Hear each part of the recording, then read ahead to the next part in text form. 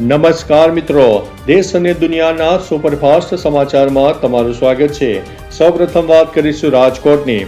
રાજકોટમાં માર્કેટ યાર્ડમાં નવા એરંડાની આવક શરૂ, ભાવ 1330 થી લઈને 1420ની આસપાસ બોલાયા છે। અન્ય મહત્વના સમાચારની વાત કરીએ તો કચ્છની દરિયાકાંઠાના વિસ્તારોમાં ગરમ અને ભેજવાળા પવનને કારણે ડિસ્કાઉન્ટ કન્ડિશનની શક્યતા દેખાઈ રહી છે। ત્યારે વાત થશે આણંદની। ગણેશ ચોકડી અને આસપાસના વિસ્તારોમાં વેપારી પ્રવૃત્તિઓમાં તેજી, સ્થાનિક બજારોમાં ગ્રાહકોની ભીડ જોવા મળી રહી છે।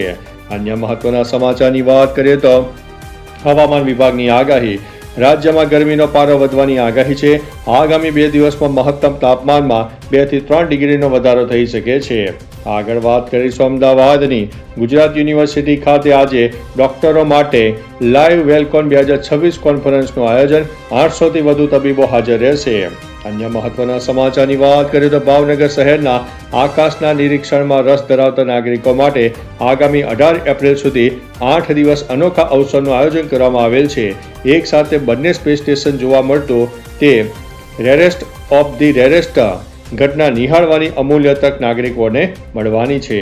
અન્ય મહત્વના સમાચારની વાત કરીએ તો કાયમી યુદ્ધ વિરામ પણ વ્યાપક મંદીને રોકી શકશે નહીં, વિશ્વ બેંકે દુનિયાભરના દેશોને ચેતવ્યા છે। અન્ય મહત્વના સમાચારની વાત કરીએ તો IPL 2026માં CSKએ જીતનું ખાતું ખોલ્યું છે। દિલ્હી કેપિટલ્સની 23 રને હાર થઈ છે। સંજુની સદી સામે આવી છે।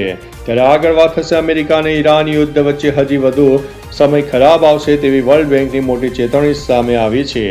આગળ વાત થશે દેશમાં ડીઝલ ઉપર એક્સપોર્ટ ડ્યુટીમાં ₹21.5 વધારીને 55.5 કરી દેવામાં આવી છે। આગળ વાત થશે અમેરિકાનું ઓઇલ અને ગેસ ખરીદવા વિશ્વભરમાંથી ટેન્કરો આવી રહ્યા છે તેવો ટ્રમ્પે પોતાના નિવેદનમાં દાવો કર્યો છે। અન્ય મહત્વના સમાચારની વાત કરીએ તો ભારત સરકારે ડીઝલ અને ATF પર એક્સપોર્ટ ડ્યુટીમાં કર્યો છે મોટો વધારો, પેટ્રોલ ઉપર રાહત યથાવત રહેશે। અન્ય મહત્વના સમાચારની વાત કરીએ તો ઇસ્લામાબાદમાં હોર્મુઝ અને લેબનોન પર નથી બની રહી વાતચીત। અમેરિકા અને ઈરાન વચ્ચે લાંબી ચર્ચાઓ જોર પકડ્યું છે। તો ચાલો મિત્રો, ફરીથી દેશ અને દુનિયાના સુપરફાસ્ટ સમાચાર લઈને મળતા રહીશું। ત્યાં સુધી અમને રજા આપશો। નમસ્તે।